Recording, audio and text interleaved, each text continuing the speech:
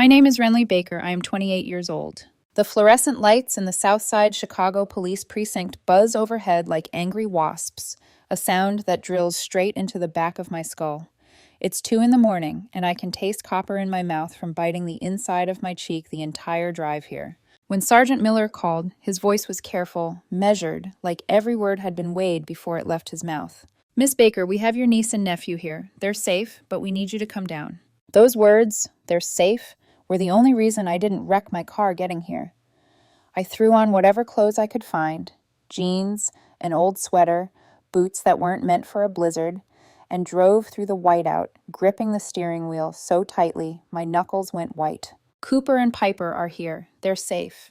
That's all that matters, I told myself over and over, like a mantra against the panic clawing at my throat. But when I push through the precinct doors, snow still clinging to my hair, Miller doesn't lead me to the children. He doesn't even look toward the waiting area where I catch a flash of silver emergency blankets in my peripheral vision. Instead, his hand lands on my elbow, firm, almost forceful, and he steers me past the benches, past the vending machines humming in the corner, down a narrow hallway that smells like stale coffee and disinfectant. "This way, Miss Baker," he says. The interrogation room door closes behind me with a click that sounds far too final for a night that was supposed to be about picking up scared kids and bringing them home. The room is small and cold.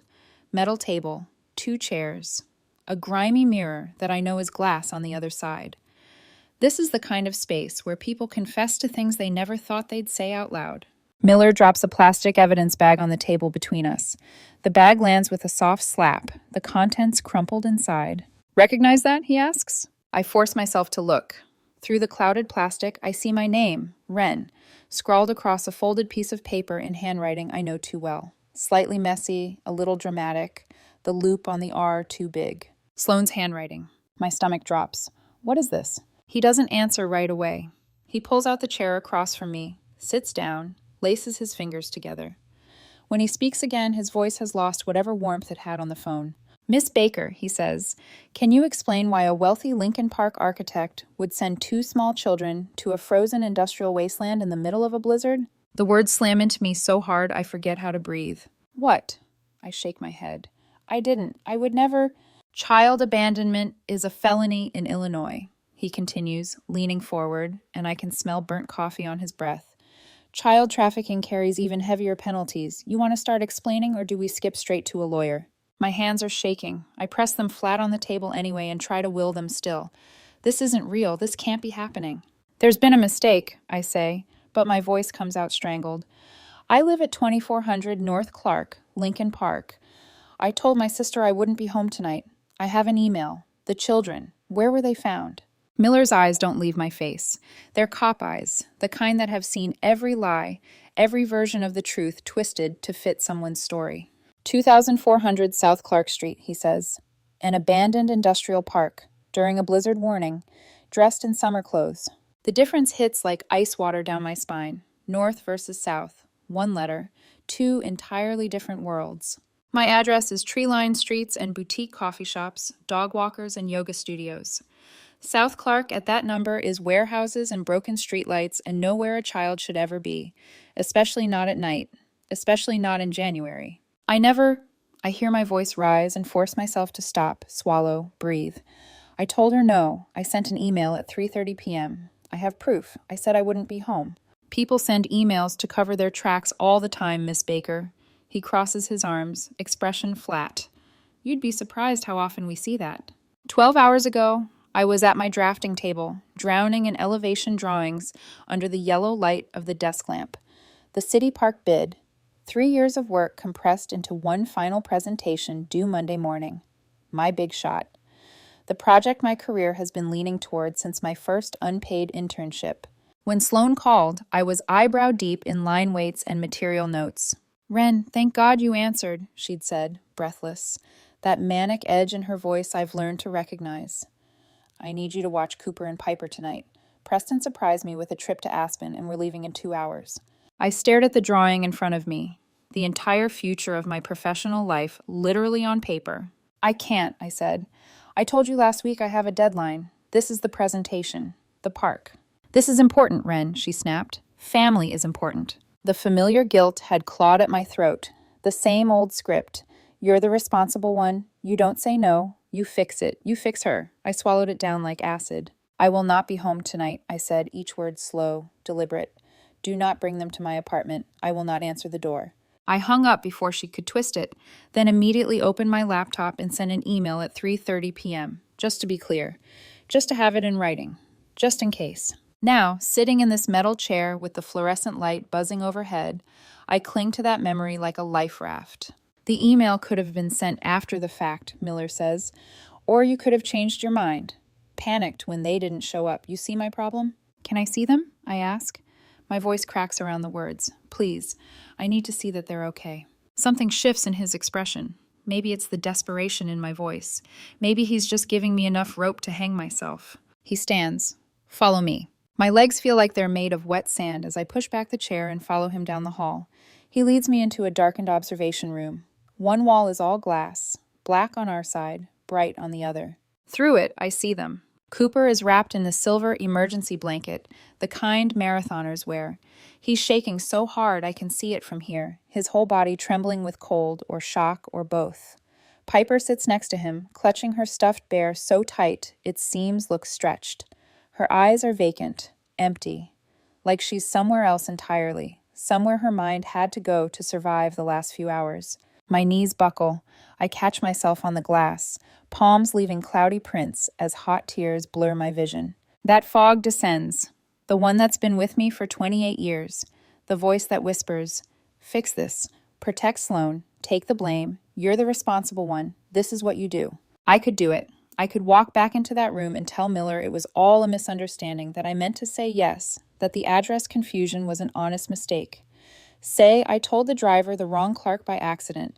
I could make it go away for everyone. Everyone except Cooper and Piper. The Uber driver, Miller says behind me, his reflection hovering over my own in the glass, was told their father was waiting for them. She dropped them at the curb and drove away. I close my eyes. You should thank God for Mr. Henderson, he continues. Night security at the industrial park. If he hadn't heard them banging on his booth, screaming for help. He lets the sentence trail off, lets the silence fill in the rest. 2 small bodies in the snow. 2 names on toe tags at the morgue instead of on emergency blankets. You'd be identifying bodies right now, Miss Baker. The blood drains from my face so fast I have to grip the windowsill to stay upright. This wasn't a mistake. It wasn't confusion. It was calculated. Sloan knew. I said no. She read the email. I checked. The red receipt pinged at 3:47 p.m. She opened it, absorbed every word, and then did this anyway. Punishment. Punishment for daring to set a boundary. Punishment for choosing my career over her convenience. She sent them to die. I turn away from the glass, forcing myself to look at Miller. My hands are still shaking, but my voice, when it comes, is steadier than I expect. I didn't call that Uber, I say. I have the email I sent refusing to babysit. I have proof I told her no. I meet his eyes and don't look away. I'm not covering for her this time. The words feel like stepping off a cliff. 28 years of conditioning, the good daughter, the reliable sister, the family fixer, all of it crumbles in the space between us. Miller studies my face for a long moment, like he's deciding whether to believe that a person like me can actually say no to a person like her. Then he nods toward the hallway. Let's go back to the table, Miss Baker. We'll start from the beginning. Back in the interrogation room, his phone sits on the metal table between us like a grenade, just waiting for something to pull the pin. You said you can prove you told her no, he says. Let's see it. My fingers fumble with my phone, the screen slick under my sweaty hands. I open my email app, scroll, find the thread. The timestamp glares back at me. Sent, 3:30 p.m. Read, 3:47 p.m. I slide the phone across the table. Miller reads the words I typed 12 hours ago, back when I still believed a clear boundary might be enough to keep 2 kids safe. I need to make a call, I say, my voice hollow. Declan, her husband. He's in Cleveland on a conference. He can verify I never agreed to this. Miller considers, then nods. FaceTime, he says. I want to see his face. My hands shake so badly it takes 2 tries to hit the right contact. The phone rings once, twice. Then Declan's face fills the screen, hotel room lighting behind him, eyes puffy with travel and exhaustion. Ren! His voice is rough with sleep. I just got into Cleveland. It's 3 in the morning. What? Miller leans into frame, his badge catching the light. Mr. Montgomery, this is Sergeant Miller with Chicago PD. I need you to verify something for me. Did your wife tell you her sister agreed to watch your children tonight? Declan's face goes white, actually white, like someone pulled a plug and drained the blood out. Watch the kids, he repeats. Wren's working tonight. She told Sloan she couldn't. He stops. I watch realization crash over him like a wave. Where are Cooper and Piper? He asks, voice cracking. Safe, Miller says. Barely. They were dropped at an abandoned industrial park on the south side during a blizzard. We found them at 2400 South Clark Street. South Clark? Declan's voice breaks. Wren lives on North Clark. How did... Another pause. Longer. When he speaks again, his voice is ice. I need to access my home security system, he says. Ring camera. Give me 2 minutes. The call holds. We sit in silence, broken only by the buzz of the lights and the faint sound of typing on Declan's end. I can practically hear his anger in each keystroke. Then my phone buzzes with an incoming file. Miller opens it on his department laptop. The timestamp reads 5 p.m. On the screen, Declan and Sloane's front door comes into focus. Sloane staggers into frame, a wine glass dangling loosely from her hand, swaying like a tree in high wind. Cooper's small voice pipes up from somewhere off-screen. Mommy, where's our coats? I grip the edge of the table, bracing for what comes next. The video freezes on Sloane's hand, pushing the children out into the whiteout, her wine glass catching the porch light like a warning flare. For a moment, no one in the interrogation room speaks. Not me, not Miller, not even Declan, still watching on the tiny screen from his silent hotel room in Cleveland. It's Miller who finally inhales, slow and deep, like he's absorbing the full weight of the footage. Mr. Montgomery, he says, leaning toward the phone, we'll need the original file for evidence. It's already sent to your department email, Declan replies. His voice is no longer just angry, it's shattered. I'm on the next flight out. Don't let her anywhere near them. He hangs up without waiting for a response. Miller closes the laptop gently, as if any sudden movement might shatter what's left of me too. You're cleared, Miss Baker, he says. I'll need your formal statement, but you're not under suspicion anymore. I nod, but the words don't fully register. My mind is still back there, on Cooper's tiny voice, Piper's bare legs, the swirl of snow swallowing them whole while Sloane went back inside to drink. I should feel relief, gratitude, something. Instead, I feel hollow. 4 hours later, I'm still sitting in the precinct waiting area, a cup of bad coffee going cold between my palms. Every time a door opens, I jerk my head up, expecting to see Declan, but the first people I see are the last ones I want. Preston and Lenore Baker sweep through the station doors like they're stepping into a hotel lobby and not a police precinct where their grandchildren nearly froze to death. They haven't even bothered to remove the tags from their designer luggage. Straight from the airport to here. They walk right past the room where Cooper and Piper are resting under emergency blankets. Right past them. Not a glance. Not a hesitation. They beeline toward me instead. Wren, Preston's voice is sharp enough to cut glass. We need to talk, privately. I'm not leaving the children, I say. The children are fine, Lenore says briskly, reaching for my arm. Her nails dig in just enough to hurt. What we need to discuss is damage control. Damage? I echo.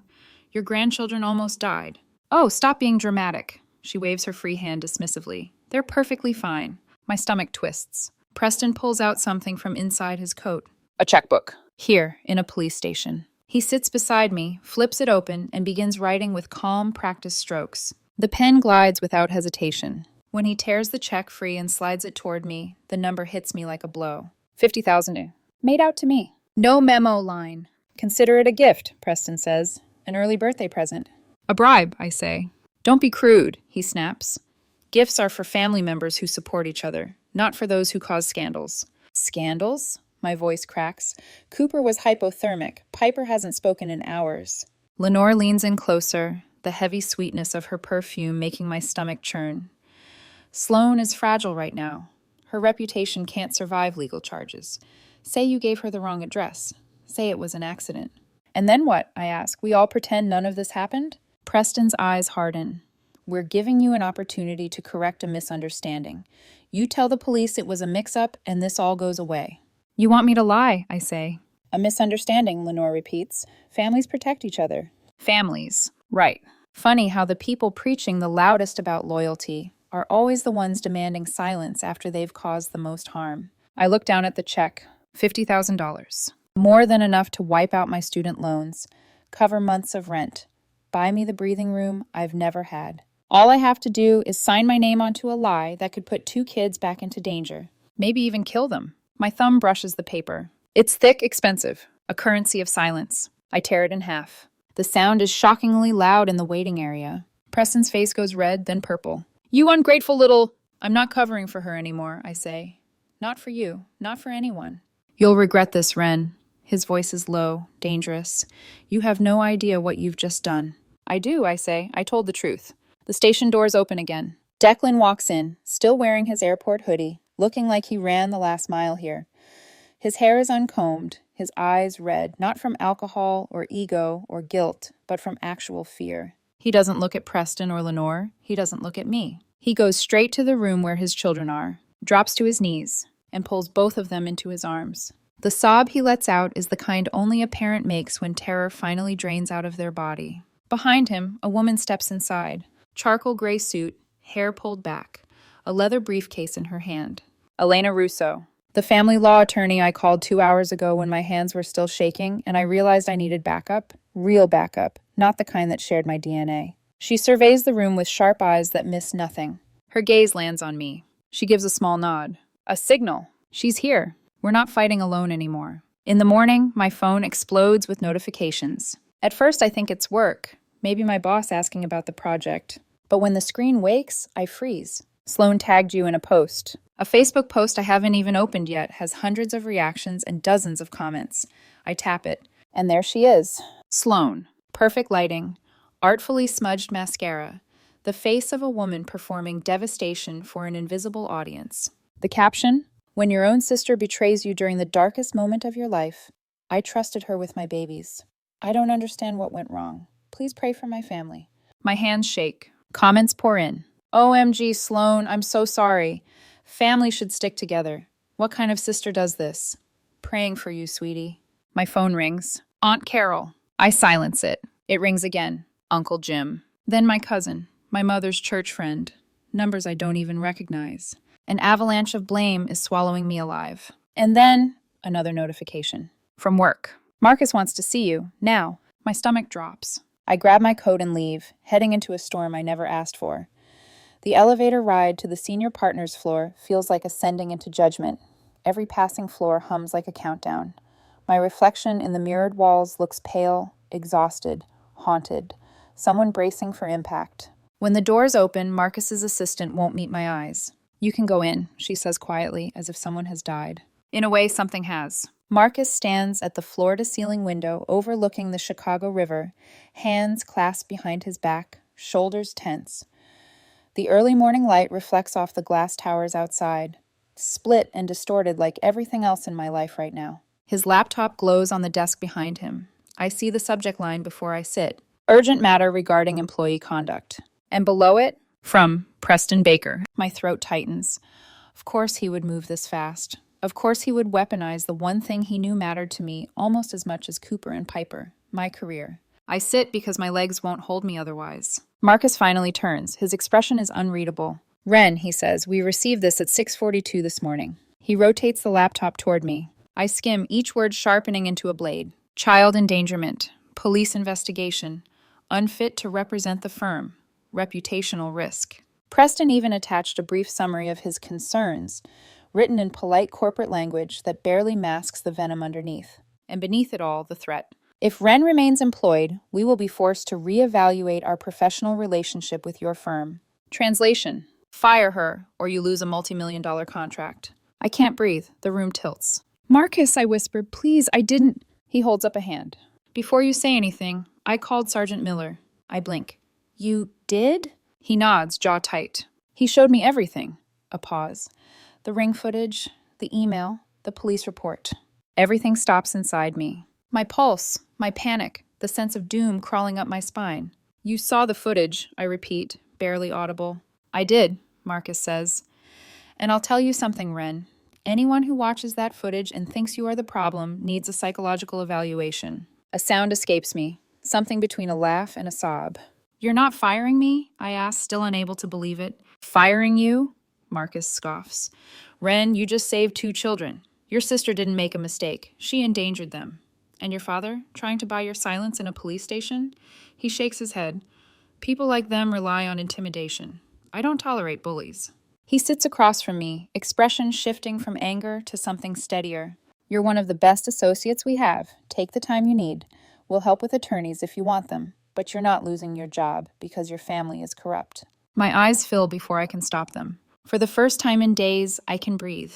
That evening, I head to the extended stay hotel where Declan has checked in with Cooper and Piper. It's modest, 2 bedrooms, a kitchenette, but warm, safe. Close enough to my apartment that I can walk here. The moment I open the door, I smell pasta sauce. Declan is stirring spaghetti at the stove, sleeves rolled up, hair still damp from the snow. He looks exhausted, but grounded in a way I haven't seen since the police station. Piper runs to me immediately, paint splattered from an art activity, clutching her stuffed bear. Aunt Wren, Cooper's teaching me buildings. Cooper sits at the table, sketching carefully. When he turns the pad toward me, I suck in a breath. It's my apartment building. Clean lines, perspective nearly perfect. This is incredible, I say. He shrugs, cheeks pink. You made it look easy. Dinner is simple. Spaghetti, garlic bread, salad. But it feels like the first real meal in days. Piper chatters about butterflies she saw, though it's January and clearly imagination. Cooper eats quietly, methodically, taking comfort in routine. For the first time, it feels like family. After dinner, Piper curls into my lap, rubbing her eyes. Aunt Wren? Yes, sweetheart. Are you mad at Mommy? The question guts me. Every answer feels like a trap, an open wound waiting to bleed. I choose honesty without cruelty. I'm sad she made choices that hurt you, but I love you, and you're safe now. She nods, small fingers tangled in my sweater. Cooper appears in the doorway, clutching his sketch pad. His voice is barely above a whisper. I thought we were going to die in the snow. The room goes still. I kept telling Piper we'd be okay, he continues, but I didn't believe it. It was so cold, nobody was there, and she stopped crying, and I thought... He breaks off. I walk to him, kneel, pull him against me. You were so brave, I whisper. You kept your sister safe. You found help. His next words nearly break me. I don't want to be brave. I want to be a kid. I hold him tighter. Later, after both children are asleep, Declan and I sit in the dim kitchenette.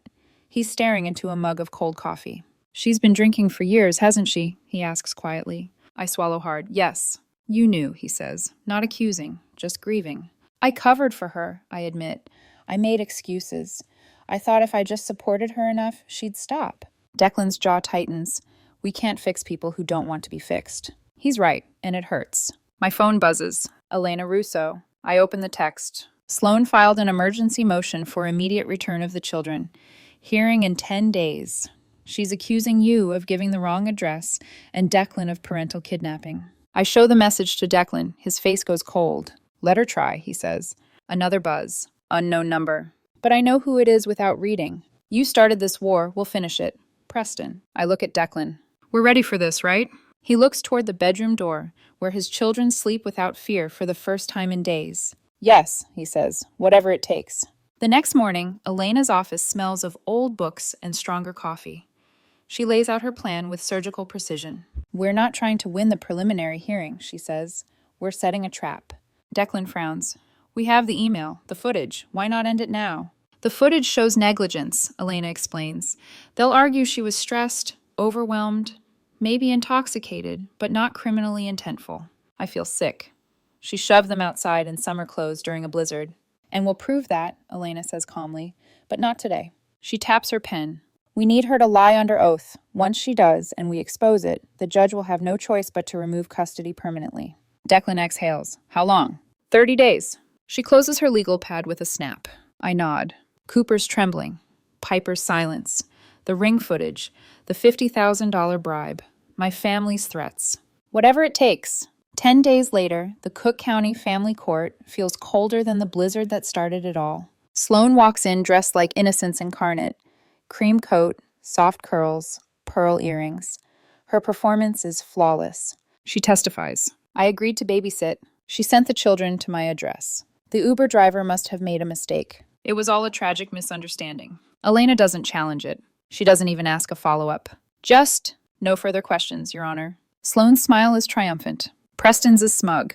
Lenore's is satisfied. Walking out of the courtroom, I feel the sting of temporary defeat. Until Elena murmurs, "Now she's on record, under oath, exactly where we want her." A chill runs down my spine. The trap is set.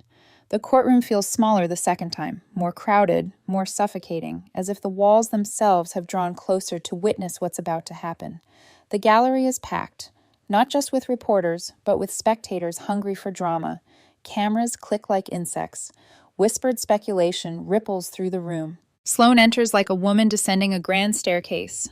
Ivory suit, soft curls, pearl earrings, her expression carefully curated into wounded dignity. If grief had a dress code, she'd nailed it. Preston and Lenore sit in the front row as if attending an opera premiere, not a custody battle involving their nearly frozen grandchildren. Preston has the posture of a man expecting applause. Lenore's perfume drifts through the air, thick and cloying, the scent of someone who believes the world bends to her comfort. I smooth my gray sweater and sit beside Declan. He doesn't speak, but his knee bounces beneath the table, the only sign of his fear. Elena, sitting on my other side, looks bored, calm in the way sharks look calm before they strike. "All rise," the bailiff calls. Judge Okonkwo enters. Her presence fills the room. Tall, silver-streaked hair pulled back, eyes sharp enough to cut marble. When she sits, we sit. Elena stands before the judge, can even finish adjusting her glasses. "Your Honor," she says. The defense calls Sloane Baker Montgomery to the stand. A brief flicker of confusion crosses Sloane's face. Her attorney whispers something, but she moves confidently, taking the stand like a performer hitting her mark on stage. The bailiff reminds her she's still under oath. Elena steps forward, her expression neutral. "Mrs. Montgomery, during the preliminary hearing 10 days ago, you testified that your sister, Renly Baker, agreed to babysit your children on the night of January 14th. Is that correct?" "Yes," Sloane says, voice soft, perfectly modulated. "She told me she would watch them." "And you testified that you provided the Uber driver with her Lincoln Park address, 2400 North Clark Street?" "Yes." "And you remain certain that she agreed to babysit?" Sloane glances toward Preston and Lenore, who both nod subtly, encouraging her to continue the lie. "I'm absolutely certain," she says, hand tightening around her tissue like she's rehearsed this grip 100 times. Elena nods slowly. "Very well, Your Honor. Defense submits Exhibit A." The courtroom screens flicker on. The email appears in bold black text. From Renly Baker. Sent January 14th, 3:30 p.m. Subject: "Tonight I will not be home. Do not bring them. I will not open the door." Below it in bright damning font. Read 3:47 p.m. Sloane's face drains of color so quickly it's like watching someone being erased. Gasps ripple through the courtroom. The press leans forward in unison. "Mrs. Montgomery," Elena says, "you opened this email 6 hours before the children were abandoned. Do you dispute that?" I don't remember reading it," Sloane stammers. "I must have—" "You don't remember reading an email whose subject line explicitly states 'do not bring them'? I thought maybe it was something else." "No further explanation needed," Elena says coolly. "Let's move on." She clicks her remote again. Exhibit B. The screen fills with the Ring doorbell footage. Sloane stumbles into frame, wine glass in hand, swaying. Cooper's small voice asks where their coats are. Piper appears in a thin summer dress. The room collectively inhales. On screen, Sloane ushers them outside into a wall of snow. She doesn't check her phone, doesn't check the address, doesn't look back. She closes the door. The footage stops. The silence after is thick with horror. "Mrs. Montgomery," Elena says, voice razor sharp, "were you intoxicated when you sent your children out into a blizzard without coats?" I had one glass, maybe two." "Your movements in the footage suggest otherwise." Sloane's attorney leaps up. "Objection." "Overruled," Judge Okonkwo says, without looking at him. "The witness will answer." Sloane is trembling now, her tissue shredded. "I don't remember exactly." "You don't remember the email. You don't remember the wine. Mrs. Montgomery, do you remember anything about that evening at all?" Tears spill down Sloane's cheeks, real ones this time. "I was overwhelmed," she whispers. "I didn't mean—" Elena looks almost sympathetic. Almost. "Your Honor," she says, "we have one final exhibit." She taps her tablet. Preston's voice fills the courtroom speakers. Clear, unmistakable. "Consider it a gift, an early birthday present. Tell the police it was a misunderstanding. Say you gave the wrong address." Lenore's voice follows. "Think of the family, Ren. These things happen. 30 seconds of corruption, manipulation, and bribery. Preston lurches to his feet. That recording is illegal. She didn't have permission. In a public police station waiting area, Judge Okonkwo says sharply, there is no expectation of privacy. Sit down, Mr. Baker. He sits, slowly, color draining from his face. Sloane sobs. Mom, Dad, please. Judge Okonkwo turns her gaze on Sloane, and it is the kind of gaze that ends careers, reputations, and excuses. Mrs. Montgomery, she says, each word a hammer strike, you have committed perjury in my courtroom. You have demonstrated a pattern of reckless endangerment of your children. You have attempted to manipulate this court through false statements. Bailiff.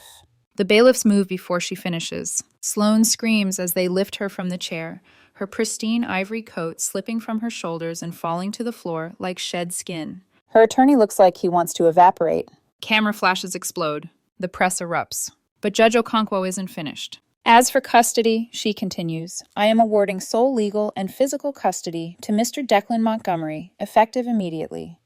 Miss Baker, she meets my eyes, and for the first time her expression softens, is designated permanent emergency guardian. Mr. and Mrs. Preston Baker, your visitation is suspended pending psychological evaluation. Preston sways. Lenore covers her mouth. And for the first time in my life, their power means nothing. The gavel cracks down. The sound is final. Irreversible. Justice. Cooper and Piper are brought in.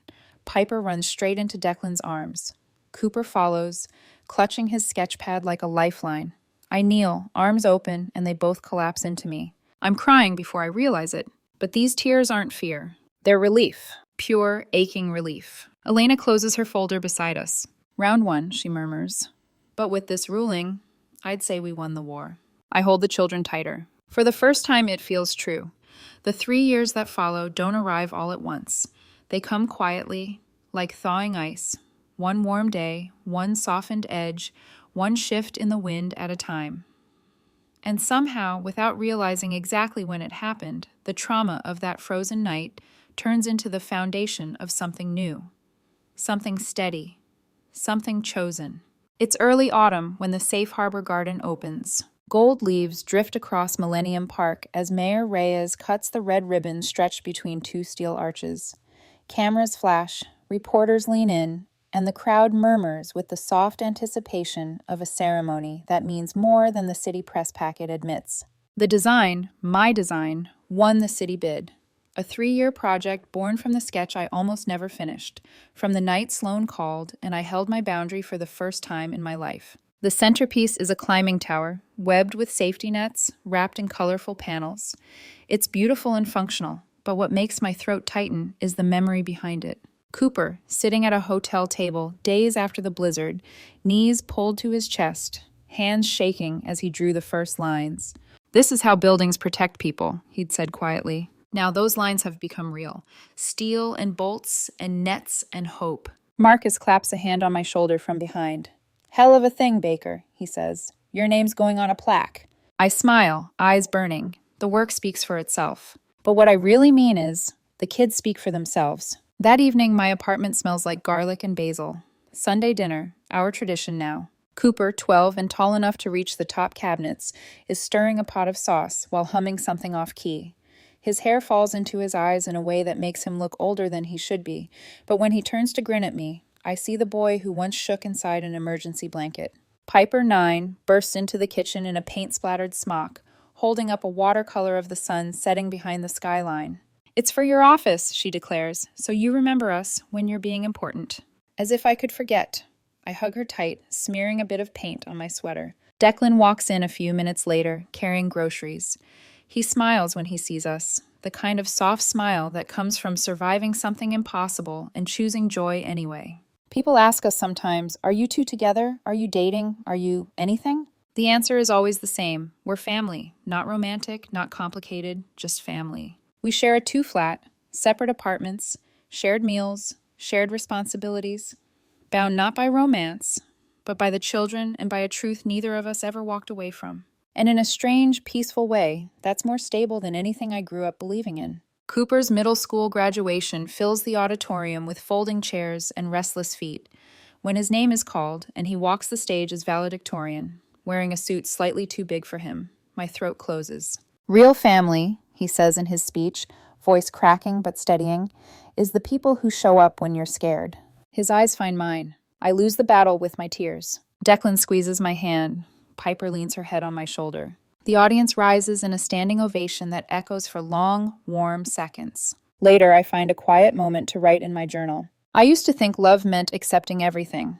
Now I know love requires boundaries. A few days after graduation, I'm making coffee when Cooper wanders into my living room, brow furrowed. "Can I ask you something?" he says. "Anything." My friend Jake. His mom keeps borrowing money from him. Birthday money, savings. Is that normal? The question hits me like an echo of my own childhood. It makes him feel guilty to say no, Cooper adds, because she's his mom. I gently place my mug down. "Cooper," I say softly, "you can love someone and still protect yourself. Those two things don't have to fight each other." He nods slowly, absorbing it.